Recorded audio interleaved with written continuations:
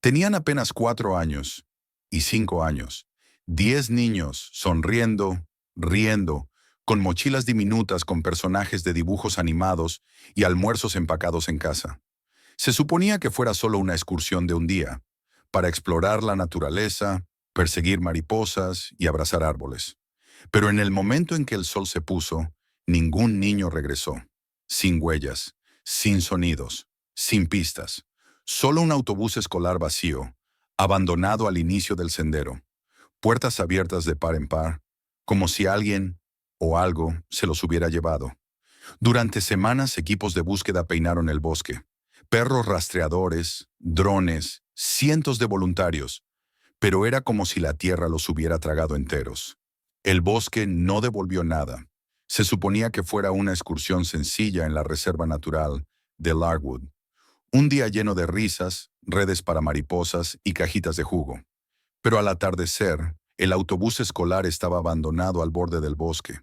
Las puertas abiertas, mochilas aún adentro, y el bosque extrañamente silencioso. Por semanas, equipos de rescate registraron cada centímetro de la reserva. Nada. Entonces llegó la primera señal. 7 semanas después, 2 excursionistas encontraron la mochila de un niño incrustada bajo una raíz. Dentro, un par de zapatos diminutos y dibujos hechos con crayones. Las imágenes eran garabatos perturbadores. Árboles, muñecos oscuros, y lo que parecía ser un túnel negro, irregular, interminable.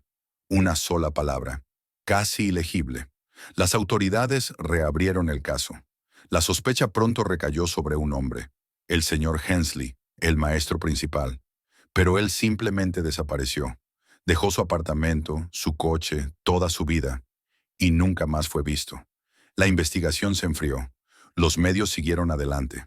Hasta un año después, un nuevo obrero de la construcción, limpiando escombros para un proyecto nuevo, cerca del mismo tramo de bosque, tropezó con otro árbol hueco. Dentro, otra nota arrugada, escrita con crayones, casi ilegible. Apareció el mismo mensaje aterrador. «Aún estamos aquí. Por favor, encuéntrenos». Esa pista llevó a la policía a un rincón olvidado de la reserva, donde algo escondido bajo el suelo del bosque había permanecido intacto por más de una década. Lo que descubrieron allí finalmente llevó el caso a la justicia. Fue la diputada Laura Briggs quien lideró al equipo en el sector olvidado de la reserva de Larkwood. Las instrucciones, encontradas en un diario antiguo, eran extrañamente específicas. Tras el pino partido, detrás del velo rugiente. Durante días los equipos vagaron por la vegetación densa, con botas resbalando sobre piedras cubiertas de musgo, rodeados de insectos y silencio. Entonces, cierta mañana, oyeron agua pesada golpeando las piedras. Una cascada escondida, entre 2 acantilados irregulares, donde ningún sendero llevaba. Detrás de la cascada, disfrazada por enredaderas y una cortina de niebla, encontraron una grieta estrecha, tallada en la roca, apenas lo suficientemente grande para que un adulto se arrastrara. Lo que había más allá transformaría un antiguo caso archivado en un horror nacional. El sistema de cavernas era vasto y sinuoso como un laberinto. El aire dentro era viejo y agrio. Avanzaban lentamente, con linternas que lanzaban haces largos en la oscuridad de casi 30 metros. El olor era a tierra y a decadencia. Entonces alguien gritó. La primera cámara contenía señales de vida. Vida pequeña, sacos de dormir infantiles, raídos y cubiertos de moho, esparcidos en semicírculo. Alrededor, loncheras, botellas de agua, pares diminutos de zapatos, un silbato de plástico. Un dibujo arrugado, empapado y borrado, aún pegado a la pared de la cueva. Estaba silencioso, pero las paredes susurraban ecos olvidados. Entonces encontraron las sepulturas poco profundas. Depresiones. 11, en total, marcadas groseramente con palos y piedras. Algunas estaban a medias, otras apenas cubiertas. La pericia confirmó lo que el equipo ya sentía en los huesos. Los restos mortales pertenecían a los niños desaparecidos. El ADN coincidía, uno por uno. La cueva se convirtió en escena del crimen. Cada centímetro fue catalogado. todos los objetos embolsados. Pero había señales dolorosas de que los niños no murieron de inmediato. Había marcas de arañazos cerca de la entrada, como si manos diminutas hubieran intentado agarrar la salida. Antorchas improvisadas hechas con tela y ramitas. En un rincón, empaques de comida vacíos, reducidos a migajas. Uno de los sacos de dormir tenía marcas de conteo talladas en la pared al lado. 24 líneas. Expertos determinaron que los niños sobrevivieron al menos 1 año y 3 meses después de la desaparición, sin trauma por cortes, sin ataques de animales. La causa de la muerte: exposición prolongada, deshidratación y hambre. Esperaron, esperaron, hasta morir lentamente. Rastrear a un hombre desaparecido por más de 1 año no era tarea fácil. Sin dirección reciente, sin redes sociales activas, sin rastros digitales. Era como si el señor Hensley se hubiera evaporado, hasta que el equipo de reconocimiento facial del FBI entró en acción. Usando imágenes de vigilancia de áreas remotas, cruzaron miles de rostros con representaciones envejecidas del señor Hensley. Nada. Falsos positivos. Callejones sin salida. Hasta que, en una gasolinera, en las afueras de una ciudad remota en Montana, una cámara capturó a un hombre comprando un periódico y café. La imagen era granulada, pero su postura, estructura ósea y forma de andar eran suficientemente parecidas para levantar sospechas. El hombre usaba dinero, sin teléfono. Ningún vehículo fue identificado, pero otro segundo clip, grabado 2 cuadras más adelante, en una tienda de alimentos para animales, lo captó de nuevo. Esta vez conversando con un empleado. Su voz era baja, educada, con un leve acento diferente, como si estuviera practicando sonar como otra persona. Aún así, los analistas estaban cada vez más seguros. O aquel hombre era Gregory Hensley, o alguien increíblemente parecido a él. Los investigadores actuaron con discreción. Comenzaron por los registros públicos. Un hombre que usaba el nombre de Harold Nilsson había alquilado una cabaña al norte de la ciudad el año pasado. Pagaba en efectivo. Casi nunca interactuaba. Los vecinos lo describían como callado, servicial, hasta amable, pero algo como animales. El sheriff local desconocía lo que ocurría allí. Una investigación más profunda solo reveló que había hablado con él 2 veces. Una, cuando Harold reportó la desaparición de un perro, y otra cuando un vecino se quejó de ruidos extraños de excavación a altas horas de la noche. Nadie conectó los puntos. Nadie tenía motivo para sospechar algo, hasta que eso cambió. Cuando llegaron los agentes federales, montaron vigilancia afuera de la cabaña durante 72 horas. Lo observaron alimentar gallinas, cortar leña y caminar alrededor del perímetro de su pequeño jardín. Nunca salió de la propiedad, nunca usó un teléfono, nunca accedió a Internet. Entonces llegó el momento. Un agente encubierto, fingiendo ser un repartidor, se acercó lo suficiente para dejar un paquete y captar una muestra de voz. El audio fue sometido a un software de reconocimiento vocal y comparado con un antiguo mensaje de voz dejado por Hensley para un padre cuando era profesor en la escuela. La correspondencia fue del 97,8%. La cabaña, remota y anidada debajo de una cresta, fue rodeada en pocas horas. El abordaje fue silencioso, sin alarmas.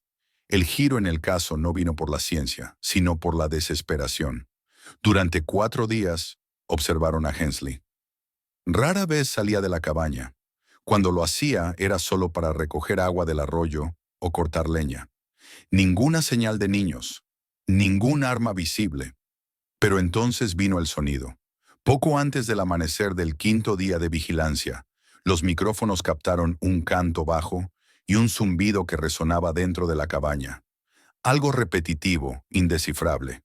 Y luego, abruptamente, silencio. Eso fue suficiente. A las 4:17, vestidos con armaduras y armados con equipo térmico, agentes del FBI rodearon la cabaña. Un altavoz anunció: Gregory Hensley, salga de la cabaña con las manos visibles. Por varios segundos nada ocurrió. Luego la puerta se abrió. Apareció un hombre, más viejo, con barba de varios días. Estaba más delgado que en sus tiempos de docente. Barba crecida, Llevaba un suéter gastado y botas pesadas. No resistió. No hizo preguntas. Levantó las manos y caminó hacia el porche. Pero lo que hizo que los agentes se paralizaran, incluso después de esposado, fueron sus primeras palabras. Solo estaba intentando salvarlos. Nadie preguntó nada. Aún así repitió. Solo estaba intentando salvarlos. Dentro de la cabaña, el aire estaba viciado y pesado. Las paredes estaban cubiertas de bocetos. Decenas de ellos. Dibujos infantiles frenéticos hechos con crayones y carbón. Todos con los mismos temas. Túneles. Oscuridad. Ojos en el suelo. Había pilas de cuadernos llenos de garabatos incoherentes. Algunas páginas tenían fecha, otras no. Entre los montones de papel, pequeños objetos, zapatos de niño, lazos para el cabello, un camión de juguete parcialmente derretido. Algunos fueron marcados y etiquetados como evidencia. Otros estaban organizados casi como ofrendas. Hensley fue llevado a la sala de interrogatorios poco después de la medianoche. El hombre que antes sonreía a padres y niños ansiosos, ahora estaba caído, esposado, con la misma expresión inexpresiva desde el momento de su captura. Durante días se negó a hablar. Ni una palabra. Ni siquiera cuando los agentes le mostraron fotos de los niños desaparecidos. Ni cuando le mostraron lo que el equipo de rescate había encontrado en los túneles subterráneos. Pero en la cuarta noche, solo, sin ninguna ilusión, finalmente habló. Lo que dijo heló el ambiente. Comenzó con una frase silenciosa. La sociedad se está pudriendo. Esos niños no tenían oportunidad. Los detectives se inclinaron. Él continuó, con voz firme, casi tranquila. Dijo que había planeado todo por más de un año. Lo llamaba retorno a la pureza. Hablaba sobre pantallas, sistemas corruptos, mentes adormecidas, padres demasiado ocupados para cuidar, y un mundo que enseñaba a los niños a olvidar cómo sentir. Afirmó que tuvo una visión. Dijo que eligió la excursión a propósito. Larwood Preserve era remota, poco vigilada y llena de sistemas de cavernas naturales. Pasó meses mapeando los senderos, escondiendo suministros, cavando más profundo. Creía que podría llevarlos lejos, liberarlos. Usó la promesa de un sendero secreto, que decía que nadie había visto jamás. Un camino escondido, según él, justo más allá del borde del sendero principal. El otro profesor adulto lo siguió, sin sospechar nada. Bajaron a las cavernas. Al principio, fue como un juego. Música, linternas, risas. Luego vinieron los días en el subsuelo. El tiempo se alargó. Había llevado agua, comida deshidratada, incluso mantas. Pero no suficiente. Nunca calculó qué tan rápido se acabaría todo. Cómo los niños hambrientos llorarían sin parar. Cómo el otro adulto empezaría a resistirse. Llegó el momento en que la realidad lo golpeó. Él ya no podía cuidarlos. No podía controlarlos. Y en sus propias palabras, no podía dejarlos volver. Solo crecerían en este mundo roto. Otra vez. Entonces huyó. Dijo a los detectives que esperó a que todos durmieran. Se arrastró fuera de la cueva, subió por una grieta, selló lo que pudo detrás de sí y corrió. Pasó días en una cabaña abandonada, a kilómetros de distancia, escuchando las noticias en una radio estropeada, observando cómo el caos se extendía. Cuando le preguntaron por qué nunca se presentó, nunca ayudó, nunca permitió que volvieran, su respuesta fue perturbadora. Era mejor así. Era mejor que las vidas que habrían vivido. No había remordimiento en sus ojos, ningún arrepentimiento, solo una creencia distorsionada, inquebrantable. La creencia de que lo que hizo fue lo correcto. La sala quedó en silencio. Hasta los detectives más experimentados sintieron el peso de sus palabras. Él robó vidas. No solo físicamente, sino también su destino con ilusión y cobardía. Dejó que niños murieran en la oscuridad, no por malicia, sino por alguna distorsión, convicción psicopática de que los estaba salvando. Nunca preguntó qué se había encontrado en la cueva. Nunca preguntó si alguno sobrevivió.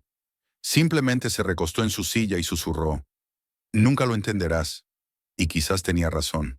Tal vez ninguna persona cuerda podría. El tribunal estaba en un pesado silencio. cargado con el peso del dolor y años de preguntas y respuestas. Todos los asientos estaban ocupados. Padres con pañuelos en mano, reporteros garabateando furiosamente, extraños conteniendo la respiración. Algunos habían esperado este momento. Ahora estaban allí, mirando al otro lado de la sala al hombre que habían temido por tanto tiempo, que permaneciera libre por tanto tiempo. Gregory Hensley, ex profesor de jardín de infancia en la Academia Brookfield, permaneció inmóvil en la mesa de defensa. Su rostro, antes confiable, ahora era duro e inexpresivo, esposado en las muñecas. Sus ojos nunca encontraron a las familias que traicionó. Los fiscales expusieron su caso con precisión clínica. 14 cargos por secuestro agravado y homicidio doloso. Cada acusación con un nombre, un rostro, una vida congelada en la infancia. Guiaron al jurado por símbolos, entradas y referencias a la cueva oculta. Luego llegó la pericia forense y las pruebas. Fibras coincidentes con los uniformes escolares. Una barra de niño incrustada en el suelo cerca del sitio subterráneo. Huellas digitales parciales dentro de un marco de puerta oxidado que no había sido tocado en años.